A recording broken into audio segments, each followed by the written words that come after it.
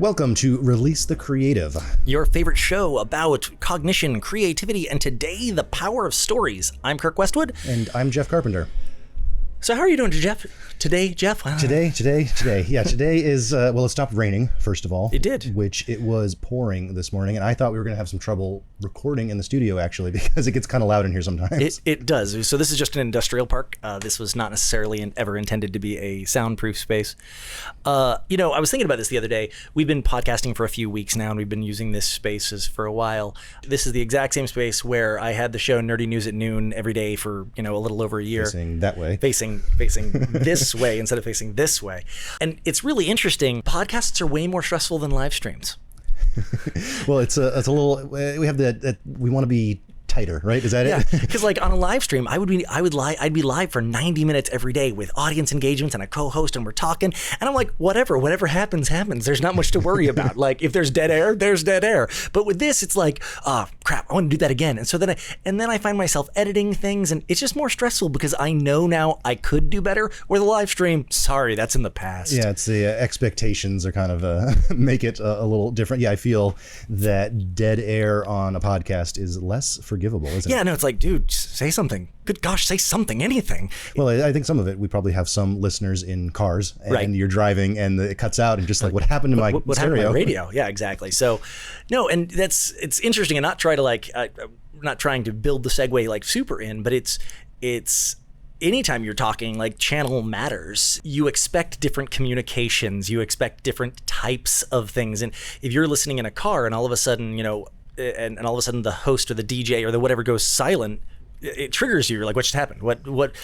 Whereas if you're on you expect communication on a certain channel to come in a certain way. If you're watching a live stream, dead air is not that big of a deal. On a podcast, your brain's programmed differently. Yeah, we're doing an experiment here. We're trying to dual channel this podcast, actually. Yeah. Some people are listening to this right now on a podcast, maybe their favorite podcast reader, but some people are watching us on YouTube or Vimeo. Or what is it, podbean.com. Or podbean.com has a video player. And we've also been chopping it up and throwing some onto LinkedIn and some onto Facebook. So we're trying to multi-purpose this content a lot. So yeah, if someone's watching us right now, hi, you can see me waving. But if you're listening, you didn't see me wave, so you really missed out. Yeah, no. So there's always check us out on our website, releasethecreative.com or releasethecreative.podbean.com, or any number of places. Our Facebook, Release the Creative. Google us. Just Google us. And even on Twitch, as I mentioned, we're now called Release the Creative there as well. All of those are with a K. Yeah, misspell the word, and you'll find us. Yeah, no, that's true. Misspell. We're for illiterates only. Misspelling is creative. That's our answer to everything. That's actually how I got through school. This is creative. Give me Stop impugning my creative potential by making me spell correctly and use words that are in the dictionary. So, storytelling. This is episode 4, right? We're going to talk about stories. Yes, this is storytelling. Yeah. What is the deal with stories? What's the most basic definition of a story? I don't know that I could give you a really basic definition of it.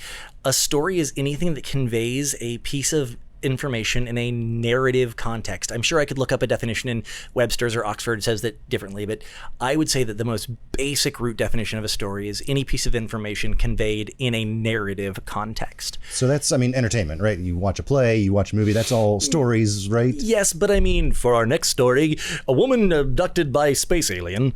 The news is also stories, and they even call them that. Stories doesn't necessarily have to be fiction. One of my favorite types of books is narrative nonfiction, which is to say it's not just a textbook, it's a memoir or a biography is a narrative nonfiction. Me too. Yeah. I very rarely read fiction, which I know is probably wrong or bad, but I really enjoy reading about real things. I force myself about once a year, twice a year to indulge in a nonfiction, into a fiction book, because I love reading news reports and journals and nonfiction, because it's still narrative. It's still a story that I can get invested in, but I can take some solace that some degree of it actually happened. So we're not just here to waste people's time, and we are, but also to impart some wisdom. For people listening, why should they care about stories? What are we going to talk about today that matters to them? So stories are quite literally the oldest form of the conveyance of information. It is the oldest form of teaching that we know of. every major philosophy, individual that has been truly important has been in some way a good communicator of stories in some way. Like, whether or not you are Christian, Jesus used parables to teach. So, his divinity or the stories about him aside, even he used stories to teach his principles. Right. That's also true of Buddha, who used lots of metaphors. Confucius, every major philosopher has used semi-complicated to very simple parables and similes to help express the way that things interacted. This goes all the way from like complex spiritual dogmas all the way down to, teaching your children not to lie with like the boy who cried wolf or other things. So anytime someone mentions the boy who cried wolf, I always think of, and I think this is relevant here, I'm as people are going to very soon find out, a big Star Trek fan. And on Star Trek Deep Space Nine, there's a great scene that comes to mind when I hear the boy who cried wolf, which is Garrick is an alien character. He's a spy. He's always sneaking and he never tells the truth. Everything about him is mysterious and untruthful. And he's friends with a human doctor. It's Bashir? Dr. Bashir, yeah. It is Bashir? And so Dr. Bashir is trying to lecture him. He says, Garrick, you should stop lying so much. People won't believe you. He says, there's this human story called The Boy Who Cried Wolf. And Garrick, the alien, is like, I've never heard of that. What is it? And so Dr. Bashir tells him, well, there's this boy, and he called the village, there's a wolf, and they all came, and there's no wolf. And then the next day, he cried, there's a wolf, and they all came, and there's no wolf. And on the third day, he said there was a wolf, and nobody came because they didn't believe him. And Garrick says, well, that's a fascinating story. And the doctor says, yes, you see, that's why you shouldn't lie. People will stop believing you if you lie all the time. And Garrick says, oh, doctor, no, you've misunderstood the story. And Dr. Bashir says, well, what, he got eaten by a wolf. What other lesson am I supposed to take from that? Like, then lying is bad. And Garrick says, the lesson is not never lie. The lesson in the story is never tell the same lie twice, which that's stuck with me as it's the same story, very clear facts, but you could take a completely different lesson away from it. That's absolutely true. So that's actually one of my favorite concepts in communication. That's called the shadow message. It's you can put out a remarkably clear message to you that you're like, I have, this connect the dots is perfectly clear. Look at all these points of data. They draw a very clear picture. But to someone else with a different background or a different view of those same facts, or a view of different facts that you're ignoring, right. They can see a different picture. My very favorite, for those of you who have followed me over from LinkedIn, I've done a video several times about Nancy Reagan and shadow messages. Yeah. Seriously, go back and Google the 1984 Nancy Reagan "Don't Say No" speech, or "Just Say No" speech. Don't say no. The "Just Say No" speech.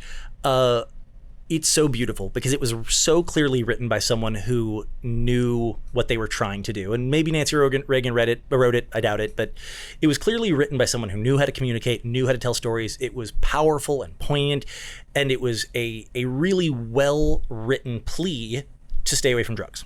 It was pretty clear. Just say no. Someone's going to offer you drugs, just say no. You're going to see drugs, just say no. Like, that seems so simple. 3 words. It's really hard to conflate that message, right? Just say no. How on earth could they misread the intention is to just say no. There's no reading between the lines. There's no lines to read. Just say no. Except that everyone read between the lines, because of the other things she said in that same press release were, it doesn't matter if it makes you unpopular. It doesn't matter if you should always stand up for what's right and just say no. And then they launched the commercials of the guy saying no to the hot cheerleader, and the guy saying no to the jocks, and the guy saying no to the bullies, and the guy saying no to all these things. And all of them put this person in this social situation in which he had to outcast themselves, him or herself, to just say no. So even though Nancy Reagan's message was clear, just say no, the actual message is everyone's doing drugs but you. Yeah, that's so just like Garrick, like, oh no, the message there is clearly like never tell the same lie twice. That is an actual valid takeaway from that story. So when we're setting up our stories, like right now, all these influencers are saying, oh, just get out there and tell your story. Get out there, do content, tell your story. And they're right. But remember that once you let a story go, you don't get to control it anymore. It now is a living organism. It now exists on its own, and you can come back in and clarify, and you can add, and you can retract, and you can like, hey, let me clear. But once you've released it, people are allowed to misunderstand it in any way that they want, and they want to. So is there any way to avoid that? There is. There's a couple things. First, you must always remember that there are three main parts of the brain that you can aim communication at. That's knowledge, attitude, and behavior. And then you also always have to remember the channel that you are launching your information down, which is to say, if you're sitting at a dinner table and you're talking to your mother, versus if you're sitting in a family room and talking to your mother, or if your mom came to your office and you were talking to your mom, you're like, well, wait a minute, the audience is the same there in all three places. I'm talking to my mom at the kitchen table, presumably with family. I'm talking to my mom in the living room, presumably with maybe some of the same family. Or now she is at my school or my place of business or around my friends. The way you tell your mother, same audience, the exact same, maybe not the exact same piece of information, the way you convey a message to your mother, same audience, in three different channels could drastically change. The way, your wife, the way you talk to your wife or husband behind closed doors, just you, versus in front of your friends versus a public setting, same audience, but it's not. Yeah.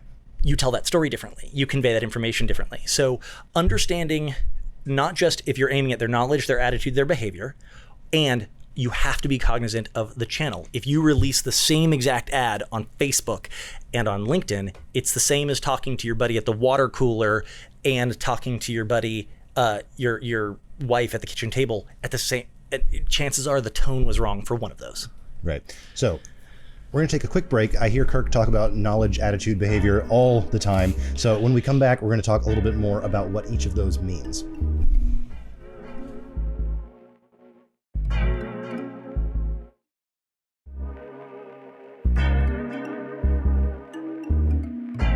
All right, and we are back from our break. It was exciting. Oh yeah, absolutely. Every day is a regular hoot around here. So we're talking about channels, and the way you convey a message is not always the same depending on how you're talking to someone. Right.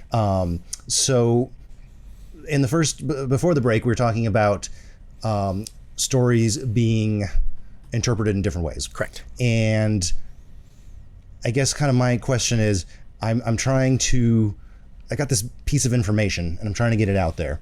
And what you're telling me is it's like throwing a ball over a wall, and like, I don't know where it's going to land. I don't even know what's on the other side of the wall. That's a really good way of putting it, actually. But kind of we can aim different directions. So like, what are these different directions? So think of it like this. The big question is, and people like to call these goals, and I don't like the word goals for this particular thing, but what does success look like? Yeah, that's the goal. It's different. Mm-hmm. I'm not saying what is the ultimate goal. I'm saying this message, what does success look like? How do you measure it? Right. How are we measuring this? So if the core idea is that this knowledge gets out there, that's pretty simple. It's knowledge. If all you want to know, if you want the world to know X happened, and all you want to do is give that information without context, getting it out there, that is a knowledge-based message. And it doesn't happen as much anymore for lots of reasons that we can get into, and conspiracy theory and have fun with, but true knowledge-based communication doesn't happen very often anymore. It's really, really hard. But if your goal is people have to know my company exists, it's all I care about. Be aware of it. I need people to be aware that I exist. Right now, I'm not interested in other things, but they need to know that I'm here. That is a knowledge-based message. So, okay, knowledge. What's attitude? Is it your viewer's attitude, your attitude? Your viewer's attitude. Their attitude. So, I am going to open up a convenience store, and I'm going to put it on the same. I'm going to put it on the same corner. So there's this really busy corner, and on one corner there's a Sheetz, and one corner there's a Wawa, and one corner there's a 7-Eleven, and the fourth corner is open. And I just bought that land, and I'm going to put up a Kirk Mart. Kirk Mart is going to be coming to a corner near you. Nothing but Red Bull and 5-Hour Energy. Yeah, and some pork rinds. Pork rinds, 5-Hour Energy, hot dogs. We're good. So first, I can almost rely on, in that this is such a heavily traveled thing, and there's people going in all 4 directions, and there's other 3 convenience stores, I can almost skip knowledge in this one. Like, being there. Oh, a convenience store. A convenience store. People are going to understand knowledge. So now I have to affect attitude. I have to convince them that for some reason, my store is, huge numbers of people are just going to go to the one that's on the right. No matter what the way they're going, they're going to go to the one that is the easiest to turn into. So I don't have to work for those. For those, knowledge and convenience is all I have to go for. Some people are making a choice. Right. But some people decide. So for them, I have to start affecting attitude. They have to like something about my atmosphere. They have to like something about my story. They have to like something about aligning themselves with me. There are people that will go to Starbucks because of their political and fair tradeness. They'll go there over other places, and they'll pay more because they like what they stand for. That part of the story. So what is to me, an attitude is like, what kind of attitude you want? Good. I want a good attitude. How do you break that down more? Yes. So attitude is no, because like Sarah McLachlan, when she did the Arms of the Angel for the like ASPCA commercial with like she wasn't trying to make people feel good. She was trying to make people feel, it was like emotional extortion. It's a commercial that hasn't been online for 15 years, but people still talk about it because of how heavy-handedly extortionist it was. That story wasn't supposed to make you feel good. It was actually feeling good is actually what's considered a low arousal emotion. You're like, and you're like, hey man, I'm good. I'm gonna sit back and just in good times. Sitting on the beach, that's good. Yeah. Sitting at a basketball game, that's what you want. You want it's called high arousal. Fear, anger, disgust, all high arousal. Good. So this is what's his name jumping out of the outer space for Red Bull. For Red Bull, right? Yeah. That's attitude, right? Not Jeb Corliss. Jeb Corliss is the other one that I like. Dude, I feel so bad that I can't remember the dude that jumped out of. I gotta look this up now. Jeb Corliss is my favorite Red Bull dude, but he's a wingsuit guy. But yeah, they took him up in a balloon. He jumped out in outer space and parachuted down to the ground, and this was all done for Red Bull, which I don't recall. Felix Baumgartner. I feel like such a jerk. Felix, I don't recall seeing any drinking of Red Bull happening during that stunt. No, and so they bypassed knowledge. They assumed you knew who Red Bull was at that point, and they bypassed, or they didn't get to behavior. They at no point said, buy Red Bull. The entirety of painting Felix Baumgartner and Jeb Corliss, for that matter, in Red Bull from head to toe is that they're trying to change how you feel about it. I can't look at a dude wearing a wingsuit flying through a canyon, or Jeb Corliss falling from space doing these insane things without instantly saying, man, Red Bull makes you awesome. Red Bull gives you wings. And that's just affecting your attitude. None of those, and the way that they made sure of doing that is they didn't try. Nowhere on the spaceship did it say buy Red Bull, and nowhere on his suit did it say Red Bull gives you wings, you should drink it, it's an exciting sports drink.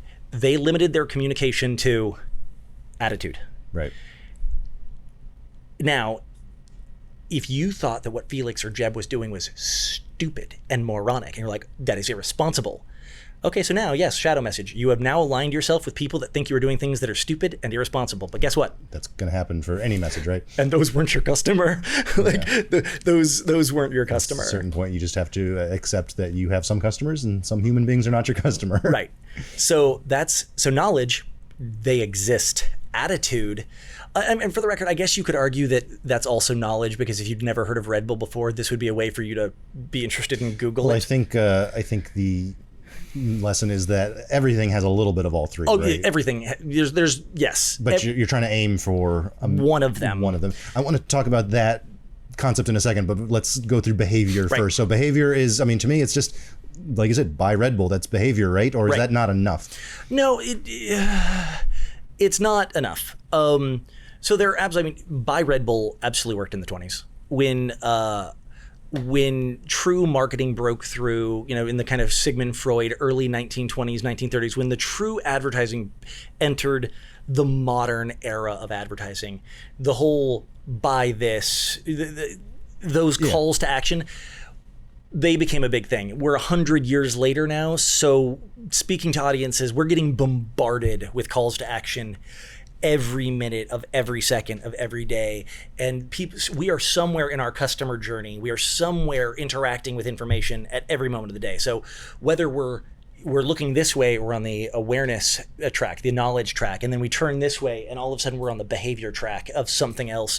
We are at multiple tracks of knowledge, attitude, and behavior of messaging all the time. Would you say that behavior as a target for your communications, is it kind of like you said, untrendy right now, or is it being used in ways that are not as obvious? Yes. Both. Direct sales pitches are remarkably unpopular right now. Buy now, or the direct sales pitch is viewed as kind of sleazy at the moment. Would something, and this is, I agree, still kind of on the not as core, but would a Domino's coupon 2 pizzas for the price of 1, like call this number, get like that kind That's a promotion. Yeah. So I mean, promotion counts as a behavior. Yeah. So promotions are really great ways to instill behaviors and make them think it was their idea. Yes. Buy one, get one free, call today, sale this weekend. But you're right. I don't think of those as like you're like, oh, Coca-Cola's coming out with a brand new campaign. It's all based around this coupon. Like, it's not the big So deal promotions and gimmicks are really great ways to drive behaviors in a set time window. Like this weekend at the big event, come on down for a limited time. Which is why you hear so many of those high pressure time based things, is that it is a behavior linking thing. It doesn't let people think about it. Act now, for a limited time only, while supplies last. Those are all behavior based statements because their intention is to get you to bypass thought, to go past like, well, I can't think about this. I can think about it later. It's now or never. It's now or never. They're almost sales. Car salesmen are by far the dirtiest with this. When they're like negotiating, they're like, I'm going to take this back to my manager. Talk to the manager, right? And he's they're not gone happy for about 15 this. And they're gone for 15 minutes and they come back and like, so I advocated for you. And no, he didn't. He's lying. He was at the coffee machine. He was at the coffee machine. He was talking about last weekend. Like, it's storytelling, but now it's experiential storytelling. It's now they're playing with the 3-act story structure. You're already there, knowledge. They already have the attitude. You've expressed it, interest. Now they are doing nothing but messing with your behavior matrix, and they're doing it with scarcity. This is the only one in the state. They'll almost always come and say, look, there's of every Ford dealership around here, no one else has this exact car. One time, my wife and I we were buying a car. We were trading in an old car that needed to go, and it was clear that the salesman knew that we needed a car very badly, and there was a particular color of the car that we had saw online, and they're like, oh yeah, it's a very rare, we can't get that color. I'm sorry, it doesn't happen. And I had been in the dealership for a while talking to them. My wife showed up in her car, which was not as old, and it was fine. And at some point during the negotiations, we started talking, and we're like, well, this car it's fine, but maybe we'll trade in the other one too, and maybe we'll buy 2 of the same model. And let me tell you, once we started talking about buying 2 cars, that second color became available real quick. They had to go to Delaware, and they had to get someone to drive it to Maryland, who was going to then bring it down to Virginia, and they worked all that out because at this point we were buying 2 vehicles, and we had a lot more leverage then. Right. And I was about to say, it's all that storytelling. It's the story they were telling you was very different. The story they were telling you was very different when the story you were telling was when you changed theirs, they changed theirs. Yeah. And you're like, well, Kirk, you're using the word story wrong. These are negotiation tactics, and but all communication let me rephrase this. All communication can benefit by using storytelling principles, by using the 3-act structures, by understanding a piece of information you give. Are you aiming to inform someone? Are you aiming to change their attitude? Or are you informing to change their behavior? Because even in just standard interpersonal communication, standard, friends, boss, colleague, if you go into your boss and talk about a failed project, if you think about it on your way in, what am I doing? Do I just want to tell them it failed? Do I want to tell them it failed and affect their attitude on that? Or do I want them to do a specific behavior? Do I want them to scrap this project? Or do I want them to give me more money to try it again? Because going in there, you have a piece of information to convey. You do have an attitude you are looking for them to have. You absolutely do. And you do have a behavior. So the question you have to go in there with is, which do you lead with? And what is the most successful way through those trees? Because we're not talking about marketing right now. We're not talking about storytelling. We're not talking about PR. We're talking about your project has a problem and you have to call your boss and tell them, or your project is way over, like way under budget and ahead of schedule. Again, you have a piece of information. Giving it to someone, the way you convey that to your team, the way you convey that to your boss, the way you convey that to your client, knowledge, attitude, and behaviors. And you can affect a lot of how things are going in your life if how you express information is aimed at one of those 3 things. Cool. Well, we are going to take a quick break right now, and when we come back, we'll talk some more about how knowledge, attitude, and behavior can apply to your personal life. Is that more or less? More or less. Okay. We'll be back in a minute.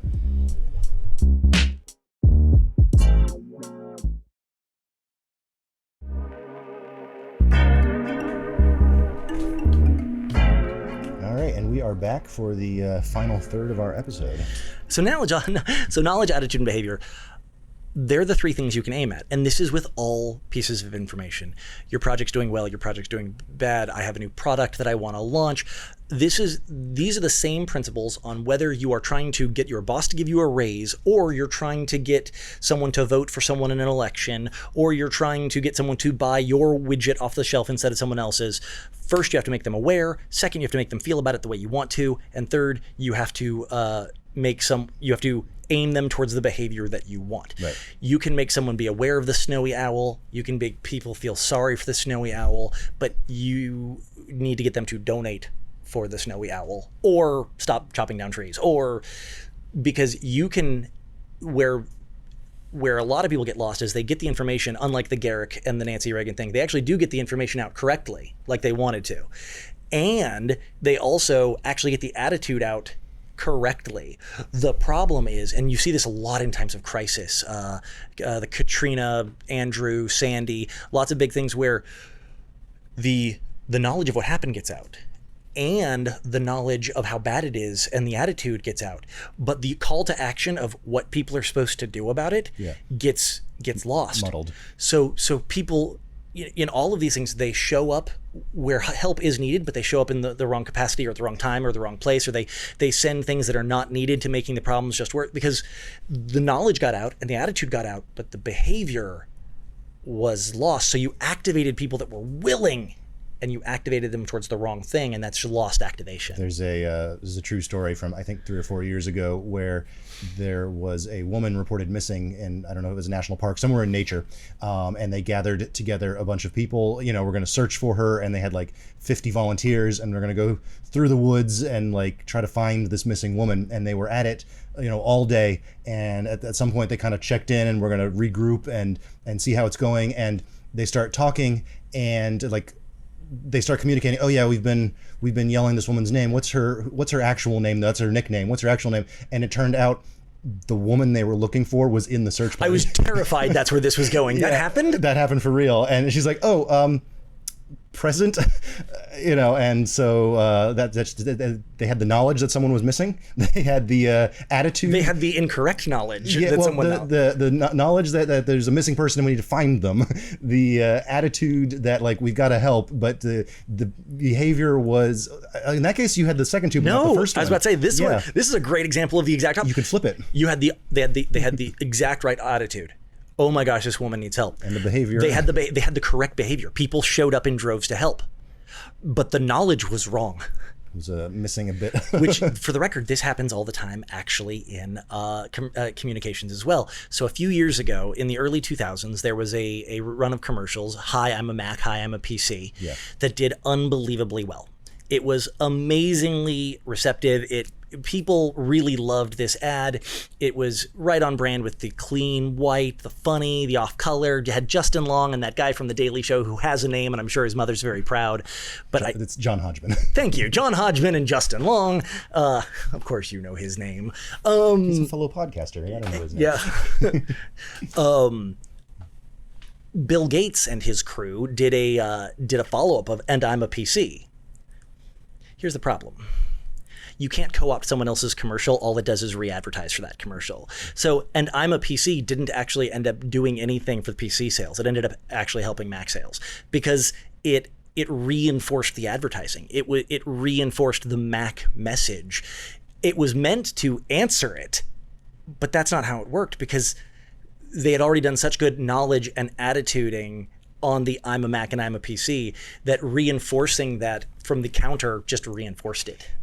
I remember I went to a trip to Italy about 5 years ago, and we were in Pisa.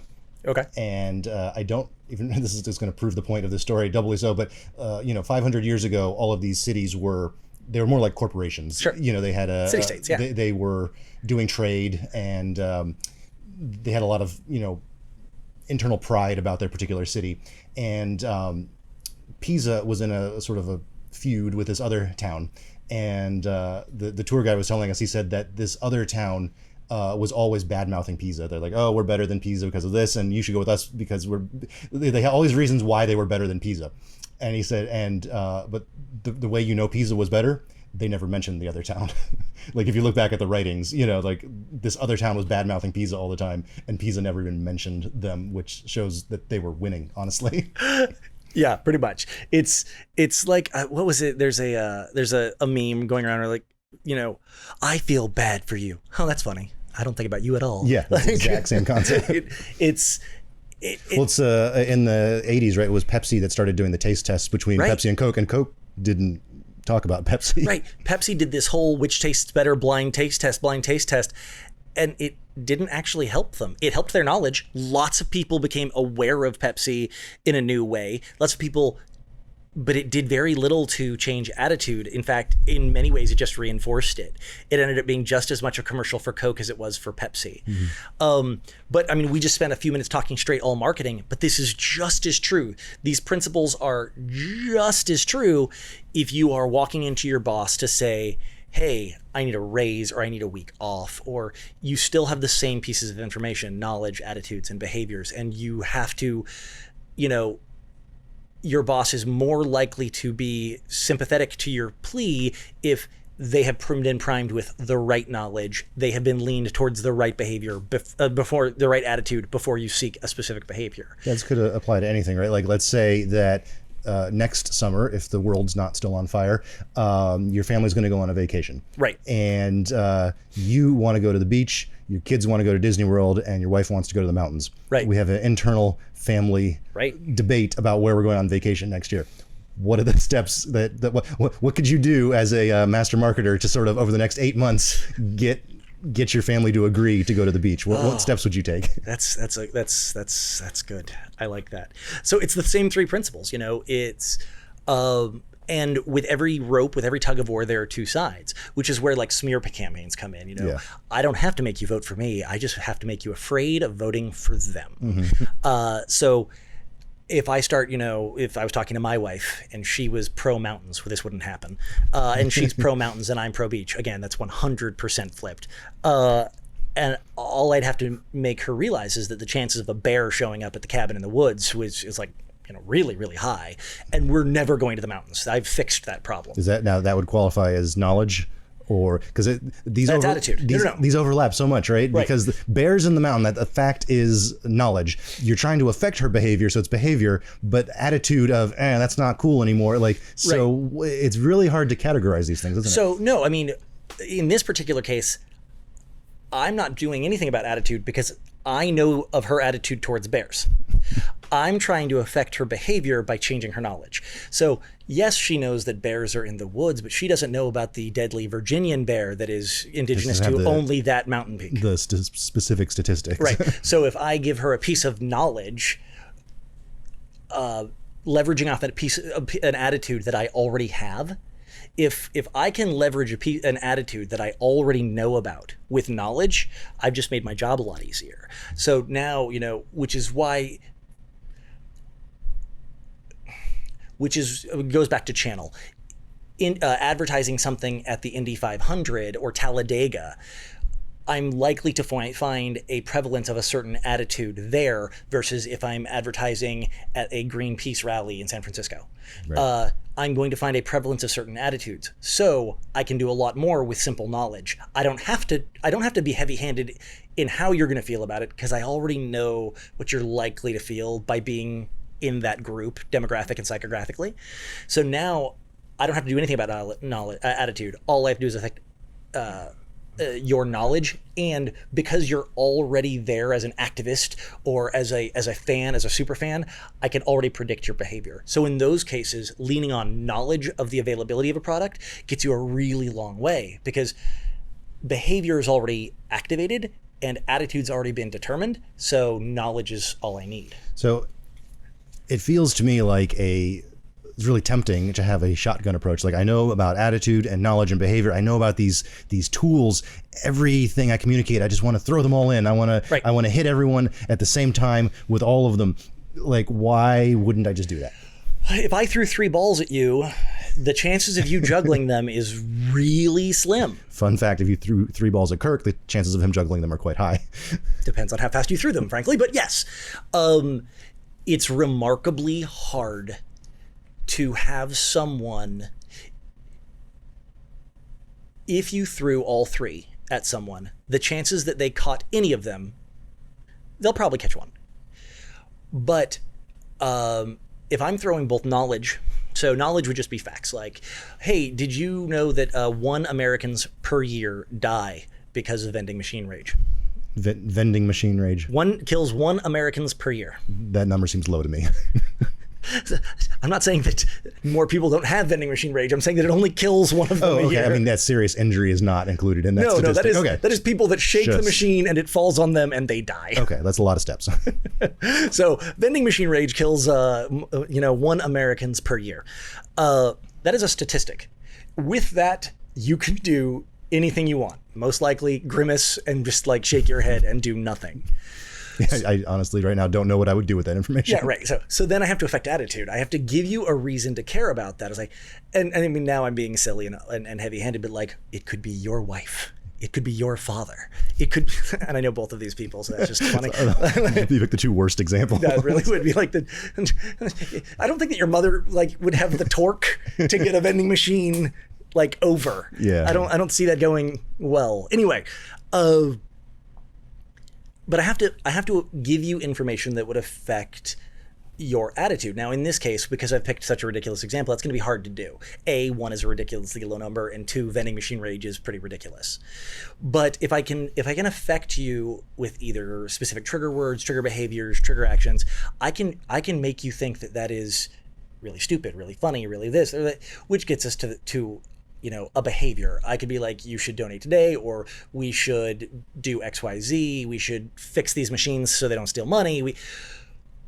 But the call to action has to be based on the attitude you elicited based on the knowledge you gave, and they're all Russian nesting dolls. Right. That made sense.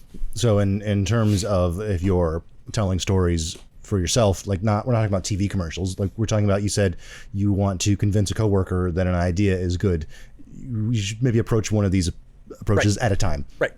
So like, because you'll be in a brainstorming session and you'll be going back and forth and you'll be going back and forth and you're like, what if the birds didn't have wings? And the problem is that you arrived at a cohesive thought through this just mishmash of information, and you arrived to a clear picture. But the chance that the other people in the room have those same conclusions, or are ready to draw those conclusions with the knowledge they have, very unlikely. So if you just jump up and go like, I've got it, which is what I do for the record. I was like, I've got it. What we're going to do is chop the wings off the birds and give them little jet packs. And like, people sometimes aren't ready to arrive at all your conclusions. So you need to prep someone. You need to make sure, okay, does this room know about my tiny jetpack protocol? They do. I showed them the prototype. Do they know about the benefits? Do they have all the pieces of information that I feel are relevant to have the attitude I have to arrive at my conclusion? And as you're breaking through that, like I did with the NASCAR or the Greenpeace rally, are these people already activated in a direction I want them? Yes or no? Cool. Are they already, is the behavior something that I already, is this group wanting to spend money or doesn't want to spend money? Does this group want to move forward, or are they like, you have to suss out their behavior, suss out their attitude, suss out what they know. And by filling in knowledge and then adjusting attitude, you can lead to behavior. But all of that, like I've said many times, this is where storytelling becomes as complicated as calculus, because it really is a matter of understanding the physics of the story and what the moving pieces of both your content, your channel, and your approach vector is. Well, we are out of time for today, but what do you suggest some people do? Tell some stories this week? Yeah, tell some stories. And really, every time you put out a piece of content, whether it's on your Facebook page or whatever, ask yourself, am I trying to, affect someone's attitude, their knowledge, or their behavior? And just keep a little log of it. I think you'll be surprised. Cool. Well, we will see you back next week. I am Jeff, and this is Kirk. And release the creative. We'll see you later.